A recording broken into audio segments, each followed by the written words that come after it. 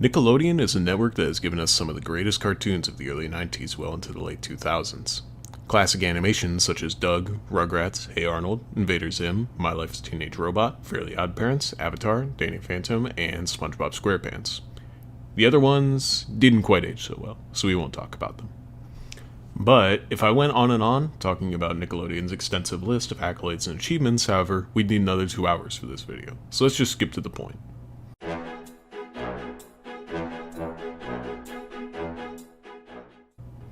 In December of 2008, Nickelodeon, in partnership with Frederator Studios, launched a series of short animated films under the showcase series Random Cartoons.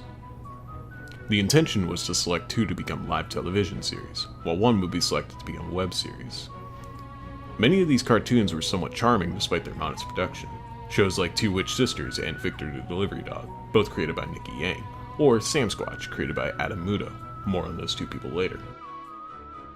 One short film in particular, shown on December 7, 2008, ended up being leaked between recordings and ended up on the internet. It wasn't long after that this video became a viral sensation, becoming so loved by the internet that it gained 3 million views between all media platforms available at the time. And that was quite a lot back in the late 2000s. I'm speaking, of course, about Adventure Time, created by Pendleton Ward. Come on, grab your friends, we'll go to very distant lands. Jake the dog and Ben the human, the fun will never end, it's Adventure Time. The film, created almost entirely by Ward alone, was loved by many for its goofy animation style, somewhat surreal yet hilarious comedy, and its fantastical nature. What are you doing, buddy? Meditating. What are you meditating about, dude? Wait, dude, I'm connecting to the internet with my mind. Featuring Penn the Human, our young sprunky hero with a propensity towards math, and Jake the Dog, his cool yet silly magical dog with the ability to stretch his body. Adventure Time was 7 minutes of absolute joy for children watching at home on their computer or on the big television screen. Many were sure that it would be given a full series, and patiently awaited their chance to delve into this magical world full of flying rainbow unicorns, bubblegum princesses, and evil ice wizards. But, beyond its initial airing on Random Cartoons, Adventure Time would never see a full-length series until 2 years later on April 5th, 2010. Many viewers, myself included, awaited the day that this little short would become something amazing, but behind the scenes, Nickelodeon's executives didn't have the same childlike optimism, focusing more on its markability and its ability to stay relevant beyond its initial airing. Ward tried to pitch the series to Nickelodeon 5 different times, but was shot down at every single turn. In a blog post from Fred Siebert, executive producer at Frederator Studios, he says that the overall consensus from Nickelodeon was that Adventure Time was not a Nickelodeon show. And what does that mean? However, despite the rejection from the executives at Nickelodeon, Frederator Studios thought that Pendleton Ward's creativity hadn't been fully realized yet. They believed that the 7-minute short could be something greater, moving to instead approach Cartoon Network with the pilot.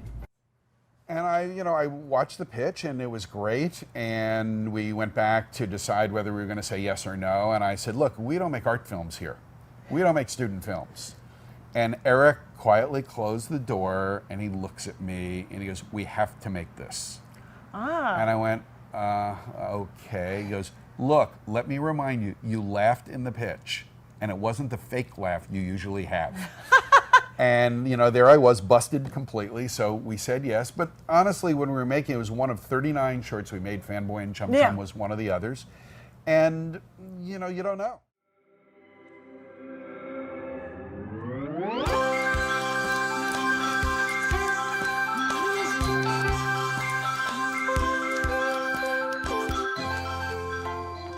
Excuse me, do you know what time it is?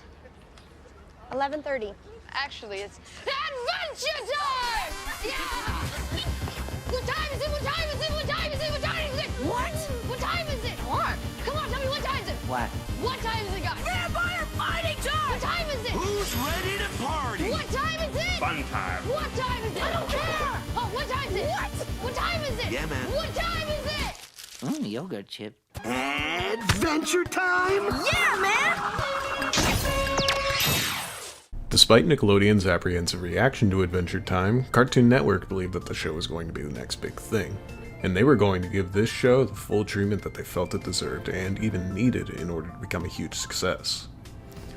Throughout production, the show did hit a few roadblocks. After all, Pendleton Ward was only a couple months out of college and had little experience in working on a full television series. Despite this, however, Cartoon Network's executives came to back him up. A couple of animators and writers were let go, only to be replaced by 3 veterans in the industry, such as Derek Dryman, storyboard artist for Rocko's Modern Life and writer and creative director for SpongeBob SquarePants, Nick Jennings, who would eventually become the show's art director and supervising producer, and Thorup Van Orman, creator of Marvelous Misadventures of Flapjack, who was brought on board to serve as a guide for Pendleton Ward on his journey. More and more were being brought into the scene to work on the show, including writer and voice actor Nikki Yang, co-executive producer Adam Mudo, storyboard artist and songwriter Rebecca Sugar, and a whole star list of voice actors, including Tom Kenny, voice of SpongeBob SquarePants. Yeah, take that, Nickelodeon.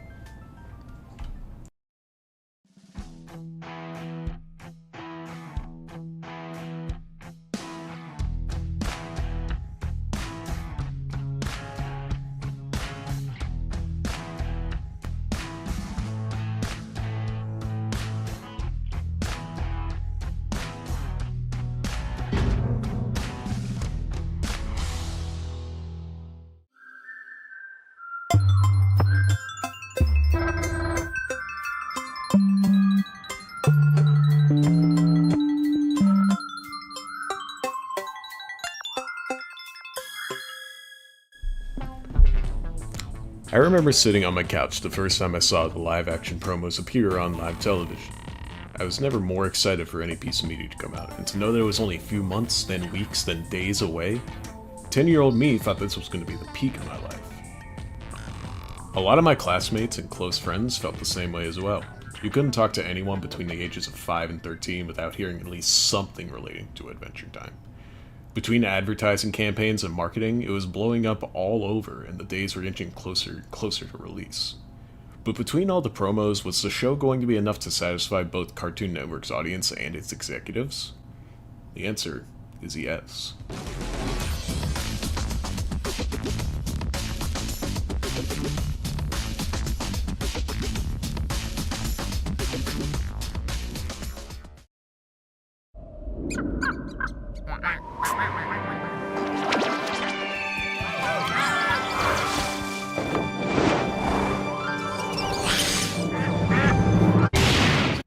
Adventure Time was something fresh and new to the eyes of kids tired of seeing reruns of Bright Yellow Sponges, Genius Kids with terrible hair, and soulless shows with horrible animation.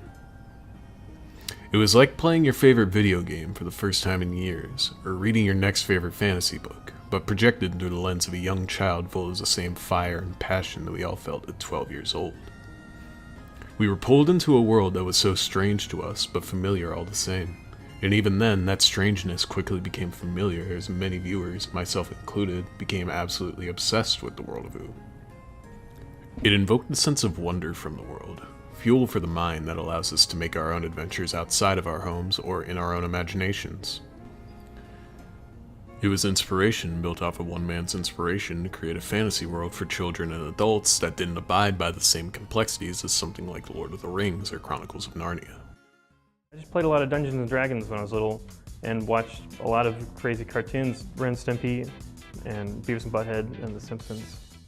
But even then, if you spent 5 minutes thinking about the land of Ooh, it's not as black and white as it appears to be. Why is Finn the only human around? Why does Jake have all these stretching powers? What's up with all the human technology just lying around all over the place? It created a sense of mysticism and wonder about the world. One that pushes its audience to either fill in the gaps with their own ideas, or watch eagerly to see what comes next. It's the kind of show that just keeps bringing you back because you want to see what happens next. Between all the action and comedy, Adventure Time is rich with storytelling and even has moments that genuinely give us things to wonder about the world that we live in. You're so naive.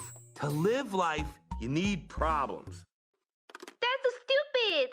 If you get everything you want the minute you want it, what's the point of living? Yeah, but no. Listen. Watch this. Through the simple act of creation, have I become a reflection of my own creator? Lynn the person looked at Janet and asked, "Am I my feelings? Do I exist because I can't stop feeling?" Janet the fox answered her, "Feelings are action, and like all mortal action, they are doomed to failure." But But story and philosophy isn't what's at the forefront of Adventure Time, right? It was, after all, a show meant for children originally.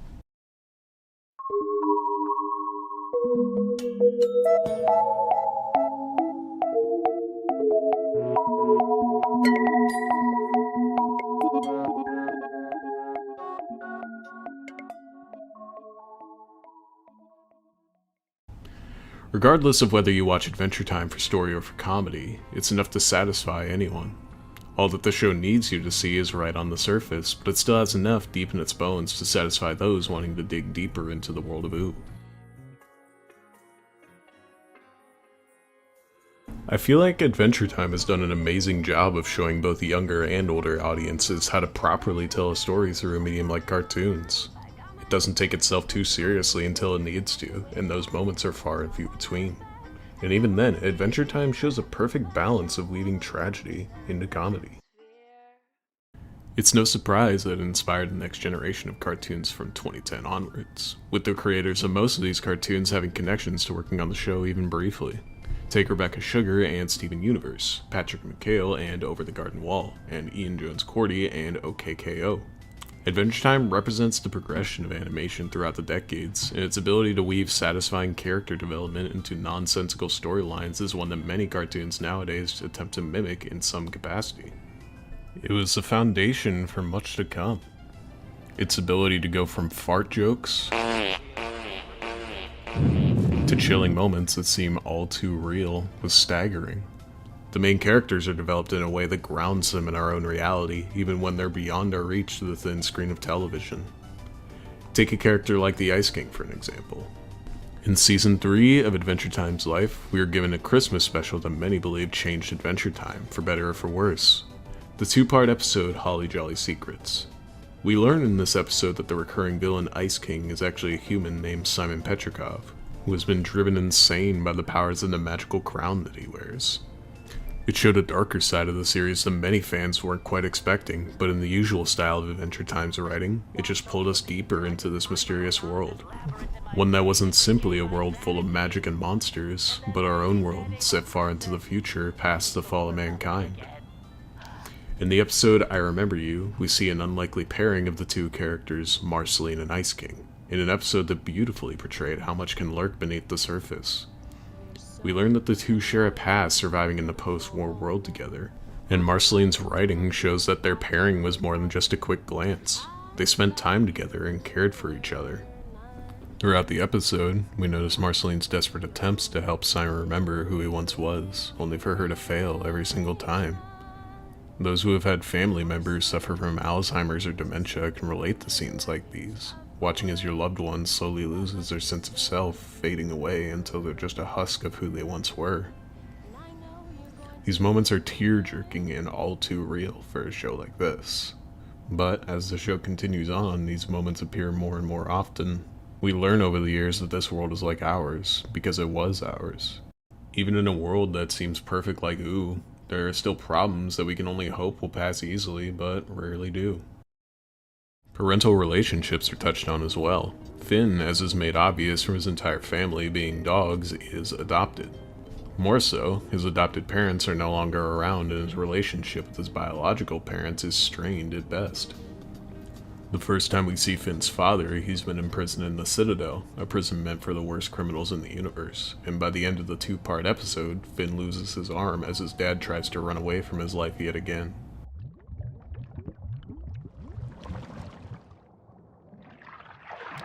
When we see him again, his selfish attitude is still readily apparent to the point where he takes on a higher plane of existence because he has nothing left to lose, leaving us with this line of dialogue. Why do you always run from everything? You burn enough bridges, the only direction to move is forward. Well, there ain't no changing you, I guess. Well, I'm glad we finally understand each other. Start the engine, Comet Boy! When we see Finn's mother in the Islands miniseries, she comes off as a kind mother, albeit disconnected from her true humanity after she was forced to upload her consciousness to the virtual world. Her role as one who helps people is quickly shown to be overbearing as her overprotective nature pushes her to attempt to upload the last remaining human's consciousnesses to virtual reality, a situation that would have meant their continued existence within a fake world, but the extinction of humans altogether. Furthermore, Marceline's mother isn't even mentioned until the 7th season, and it's blatantly obvious that she, being a normal human with no immortality, has passed away long before the events of the show. Her relationship with her father is presented as one full of backlash and scorn due to his lack of presence in her life during her younger years, and his constant oppression and smothering of Marceline, trying to push her away from who she wanted to be. Despite the fact that most situations in the show are hyperbolic, they feel as though they could happen to any one of us. While not fully realistic, they are fully plausible. The series shows us that not everyone's relationships with their biological parents is perfect, and sometimes that's okay. Blood isn't the only thing that brings people together. Adventure Time pushed its narrative as one of growth. As we grow older, so too did the show. If you compare episode 1 of season 1, Slumber Party Panic, to episode 1 of season 10, The Wild Hunt, there's a massive contrast in writing. Rather than having Finn try to defend the Candy Kingdom from zombies while keeping it a secret from everybody, Finn is instead sent to hunt down a beast that's threatening the lives of Candy Kingdom's citizens. However, he is unable to kill it due to his recent traumatic experience of accidentally killing the doppelganger of himself, Fern. I'm your friend. I'm you. Jake, maybe you should slay this guy? In the episode The Enchiridion, Finn makes it clear at the time that he's willing to slay anything evil, since that was the role of his character. Shoot, yeah. I'll slay anything that's evil. That's my deal. A hero who embodied good that was meant to defeat anything evil. But he hesitates due to remembering what he's done, something that could have killed more Candy citizens than slaying the beast outright. If you would have told 10-year-old me that Adventure Time would have gone from writing about candy zombies trying to attack a candy kingdom to traumatic experiences and manslaughter leading to an internal moral debate over whether or not killing something was right, even if that something was, by its creation, meant to be evil, then I likely wouldn't believe you. After all, this was a show for kids my age, and that seemed like something that only an older audience would be interested in. But the show kept up with the generation it was born into, and laid into its writing lessons that the growing audience needed to hear, experiences that would help shape us for the better. As we grow older, we learn that the world isn't as black and white as we first saw it out to be, and that definitions like good and evil are ambiguous at best and continually change depending on whoever is looking at the picture.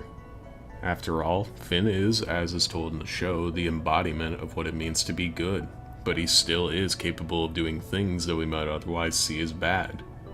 He goes on a quest of revenge against his father after losing his arm in the episode The Tower, with his aim to steal his arm from his dad to replace the one he lost. In the Elemental miniseries, he ends up succumbing to his rage, turning into a fiery being that wants nothing more than to fight and destroy.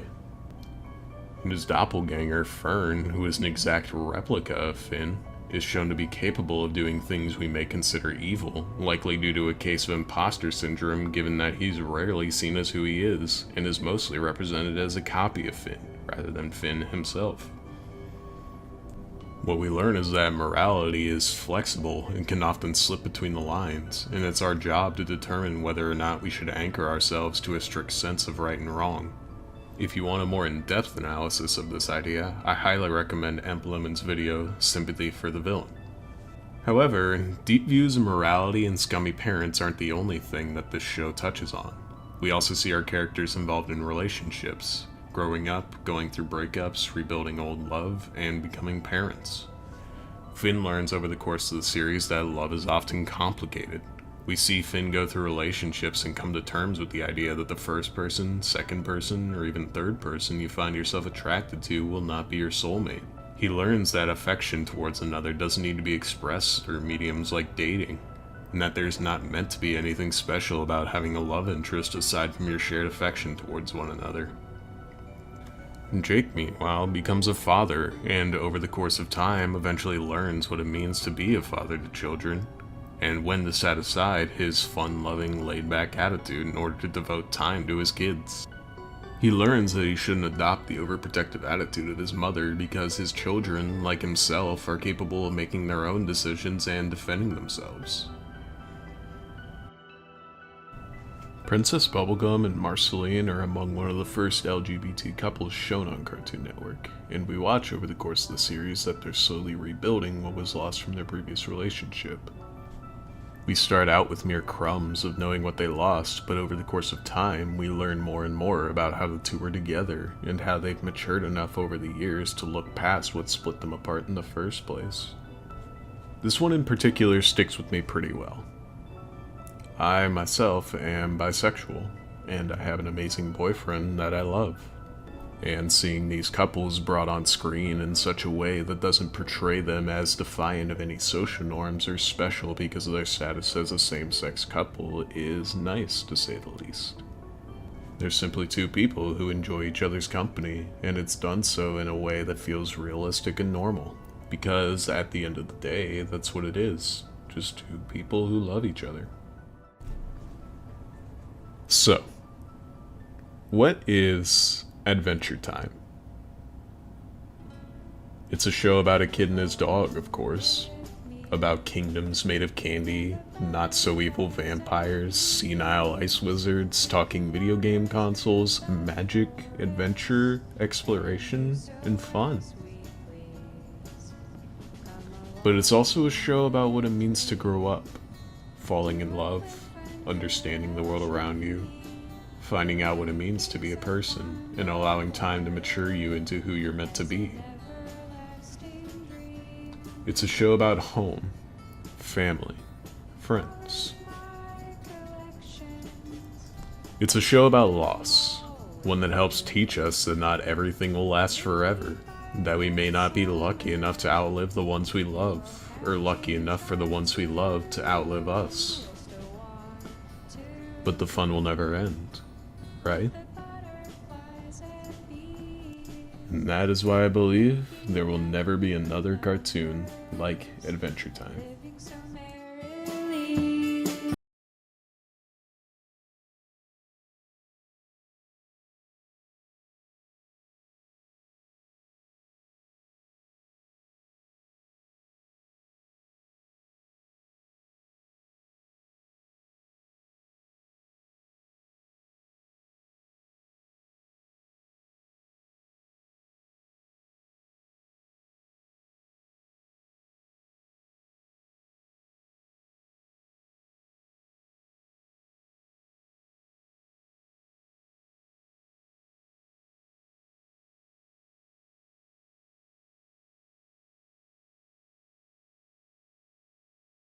Hi, my name is Lee.